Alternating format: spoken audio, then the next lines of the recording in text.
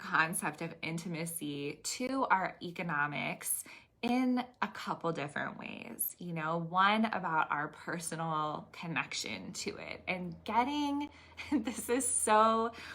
some of you have watched me do over the years, just getting closer to it instead of being like, oh, my money is something that stays really, really far away. Getting closer, getting more intimate, but then also operating with intimacy in the way we use money, in the way we think about money, that it's not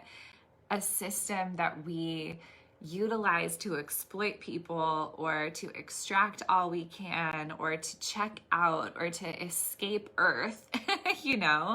and instead it's something that we use to get closer, to pay people more, to pay ourselves for work that we maybe have been conditioned to give for free, to use money to create more of what we want in the world, to redistribute it, and even to offer up either as a sense of tithing or giving or reparations, whatever feels kind of like it's calling you, but that sort of idea that you become this almost like redirection zone for money and can help redistribute it to where it needs to go. And that along the way, and if you've been following me for a little while, you might know that this is one of my big things, that pleasure would get integrated in to your system, into your kind of business model and the way you run your life and the way you run your team, that so many of us inherit. And we're going to talk a lot about what we've been programmed with, what we've inherited, what we, even if we don't buy into it, what has bought its way into us. And, there's so much that we get to shift. And so even if we've inherited a sense that money is something that you work really hard for, and then if you're lucky, you get to have pleasure afterward, that we can actually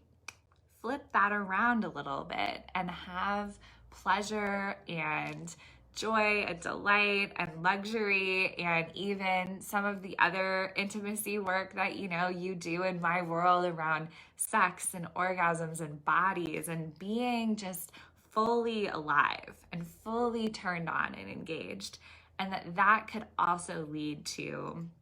just a different way of being in your economics, a different way of being intimate with your money, with your goals and dreams, with your life, with your family. So I am just so excited